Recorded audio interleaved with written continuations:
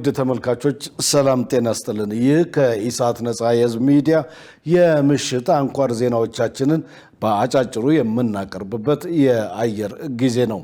ውድ ተመልካቾች ዜናዎቻችንን ላይክ፣ ሼር እና ሰብስክራይብ እንድታደርጉ በአክብሮት እንጠይቃለን። ደረጀ ይልማ ነኝ። ወደ ቀዳሚው ዜና አልፋለሁ።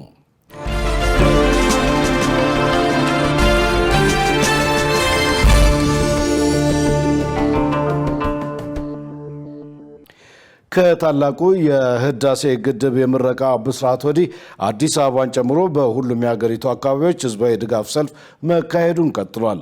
በእነዚህ የድጋፍ ሰልፎች መካከል ስለ ግድቡ የሚሰሙ ድምጾች ከቁጭት ወደ አሸናፊነት የመሸጋገርን እውነት የሚያንጸባርቁ ናቸው። ከእነዚህ መካከል ግድባችን የአባይ ዘመን ትውልድ አኩሪ ገድል የሚዘከርበት የአሸናፊነት ብራና፣ ግድቡን ማጠናቀቅ የአሸናፊነት ድል አክሊል የመድፋት ነው የሚሉና ህብረ ብሔራዊነትና አንድነትን አጉልተው የሚያሳዩ መልእክቶች የሚጠቀሱ ናቸው።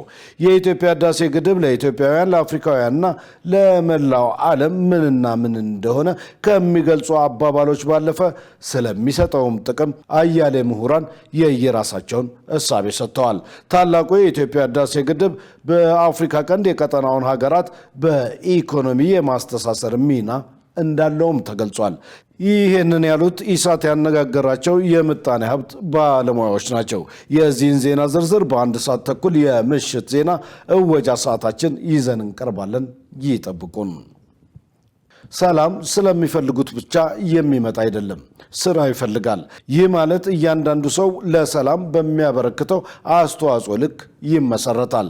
የሰላም መታጣት የሰዎችን እንቅስቃሴ በእጅጉ ይገድባል። ተማሪዎች ወደ ትምህርት ቤት አይሄዱም፣ ወጣቶች ወደ ትምህርት ቤት አልሄዱም ማለት ደግሞ ውጤቱ ምን ሊሆን እንደሚችል ማሰብ አይከብድም። ትምህርት ሚኒስቴር በቅርቡ ባስተላለፈው መልእክት እድሜያቸው ለትምህርት የደረሱ ከ7 ሚሊዮን በላይ ህፃናት በተለያዩ ምክንያቶች ከትምህርት ገበታ ውጪ ናቸው ብሏል። ከእነዚህ ውስጥ የአብዛኞቹ ከትምህርት ገበታ መራቅ ምክንያቱ ሌላ አይደለም፣ በአካባቢያቸው የሰላም መታጣት ነው። የነገ ሀገር ተረካቢ ወጣቶች ከትምህርት ገበታ ርቀው እንዲያድጉ እየተደረገ ነው። ለምን ብሎ መጠየቅ ይገባል።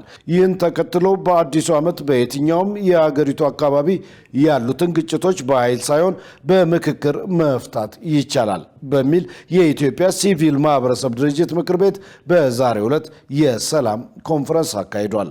የኮንፈረንሱን ሂደት በተመለከተ ዝርዝሩን በምሽት የዜና ሰዓት ላይ ይዘን እንቀርባለን። የኢትዮጵያ መንግስት የሀገሪቱን የትምህርት ስርዓት ለማሻሻል የተለያዩ ስትራቴጂ ቀርጾ ወደ ትግበራ ገብቷል። በዚህም ለውጥ እየታየ እንደሆነ መታዘብ ይቻላል። በእርግጥ በትምህርት ዘርፍ የሚመዘገበው ለውጥ አዝጋሚና ከፍተኛ ስራ የሚጠይቅ እንደሆነ ብዙዎች ይስማማሉ። በትምህርቱ ዘርፍ ከታዩ ችግሮች መካከል በትምህርት ቤቶች የተሟሉ የመማሪያ ቁሳቁስ አለመኖር፣ የመምህራን ስልጠናና ሌሎችም ይጠቀሳሉ። አሁን ላይ በመጀመሪያ ደረጃ ትምህርት ቤቶች ላይ ትኩረት በማድረግ እየተሰራ ነው።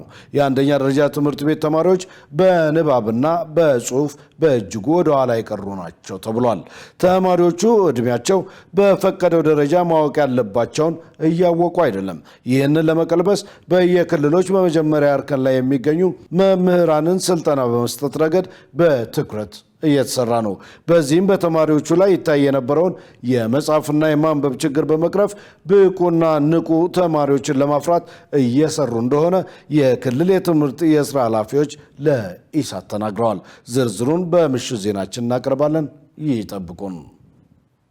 በኢትዮጵያ የነፃ ንግድን ስርዓት ሰበብ በማድረግ ነጋዴዎች ያልተገባ ትርፍ ለማግኘት ሲሉ በእቃዎች ላይ የዋጋ ጭማሪ እንደሚጥሉ ይገለጻል። ነፃ የንግድ ስርዓትን የሚከተሉ አብዛኞቹ ሀገራት ገበያውን ለነጋዴውና ለሸማቹ ስምምነት ቢተውትም ነጋዴው ምን ያክል ማትረፍ እንዳለበት ግን የትርፍ ህዳግ ያስቀምጣሉ። ኢትዮጵያ ይህንን የሚወስን የትርፍ ህዳግ ስርዓት የተመለከተ የህግ ማዕቀፍ እንደሚያስፈልጋት ይታመናል።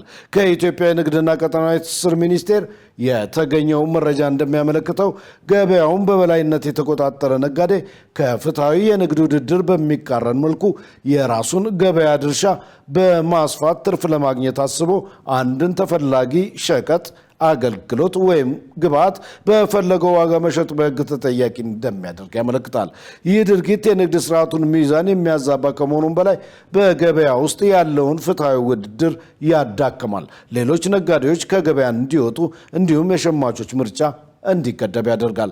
በመሆኑም እያንዳንዱ ነጋዴ ፍትሐዊውን የንግድ ስርዓት በማክበርና የሕግ ድንጋጌዎችን በመከተል የገበያውን ጤናማነት ጠብቆ መስራት ይጠበቅበታል። ይህንን ጉዳይ በተመለከተ ኢሳት ነጻ የህዝብ ሚዲያ የሕግ ባለሙያዎችን አነጋግሯል። ምላሻቸውን በምሽት ዜናችን ይጠብቁ። ወዲህ ደግሞ ከውጭ የዜና ምንጮች ያገኘናቸው ዜናዎች አሉ። ወደዚያው አልፋለሁ። የእስራኤልና የሐማስ ጦርነት ከተጀመረ 3 ዓመት ሊሞላው ጥቂት ቀናት ቀርተዋል። በዚህ ጊዜ ውስጥ ቁጥራቸው ከ65,000 በላይ የሆነ ፍልስጤማውያን ተገድለዋል። ይህ ብቻ አይደለም። በሚሊዮን የሚቆጠሩ የጋዛ ነዋሪዎች አካባቢያቸውን ጥለው እንዲሰደዱ ተደርገዋል። ወደ ጋዛ የሰብአዊ እርዳታ በተፈለገው መጠንና አይነት እየገባ አይደለም። ሕፃናት፣ አዛውንቶችና አቅመ ደካሞች በምግብ እጦት እየተቸገሩ ነው። በአደራዳሪዎች በኩል ጦርነቱን ለማስቆም ጥረት ቢደረግም ለውጥ ማምጣት አልተቻለም። በዚህ ሁሉ ውስጥ የጋዛ ነዋሪዎች በቦምብ ድብደባ፣ በምግብ እጦት ከቀዬ በመፈናቀል እየታመሱ ነው። የዓለም አቀፍ ድርጅቶችም ሆኑ የዓለም ሀገራት በዚህ የችግር ወቅት ሊታደጓቸው አልቻሉም። እስራኤል ሐማስን ለመደምሰስ በሚል ሌሊቱን የጋዛን ከተማ በቦምብ ስትደበድብ አድራለች። የእስራኤል መከላከያ ሚኒስትር እስራኤል ካትዝ እንዳሉት ጋዛ እየነደደች ነው። ለምን? ዝርዝሩን ምሽት ላይ ይዘን እንቀርባለን። ቤላሩስ ከሩሲያ ጋር በምታደርገው የጋራ ወታደራዊ ልምምድ ላይ የአሜሪካ ወታደራዊ ባለስልጣናት በታዛቢነት እንዲገኙ ጋብዛለች። ጉዳዩ ግን ለኔቶና ዩክሬን ስጋት ነው ተብሏል። ከሰሞኑ የሩሲያው ሰው አልባ አውሮፕላኖች የኔቶን አየር ክልል ጥሰዋል በሚል ውጥረት መስፈኑ ይታወሳል። በኔቶና በሩሲያ መካከል ያለችው አሜሪካም ፑቲንን አንዴ ትክክለኛ ሌላ ጊዜ ደግሞ ጥፋተኛ ስታደርግ ከርማለች። ታዲያ የዋሽንግተን በዚህ የጦር ልምምድ ላይ በታዛቢነት መገኘት ምን ይነግረናል? ስጋቱ የዘለንስኪዋ ዩክሬን ወይስ የአይበገሬው ኔቶ አባል ሀገራት? ምዕራባውያን ባለስልጣናት ልምምዶች በተለይ በኔቶ ምስራቃዊ ቀጠና በኩል ያለውን ቅንጅት ዝግጁነትና መከላከል ለመፈተሽ እየተጣደፉ ናቸው ይላሉ። ከቤላሩስ ባሻገር ሩሲያ የረጅም ርቀት ተዋጊ ኃይሏን የምትፈትሽ ሲሆን እነዚህ የተለመዱ የመከላከያ ዘዴዎች ናቸው፣ በኔቶ ላይ ያነጣጠሩ አይደሉም ስትልም ማስተባበያ ትሰጣለች። ይህ በአመሻሽ ዜና ወጃችን ላይ ተፍታቶ ይቀርባል። ውድ ተመልካቾች አጫጭር ዜናዎቻችን በዚሁ ተጠናቀዋል። የዩቱብ ቲክታክ እና የፌስቡክ ገጾቻችንን ላይክ፣ ሼር እና ሰብስክራይብ እንድታደርጉ በአክብሮት እንጠይቃለን። ደረጀ ይልማ ነኝ። በምሽት የዜና ወጃችን ዳግም እንገናኛለን። ሰናይ ጊዜ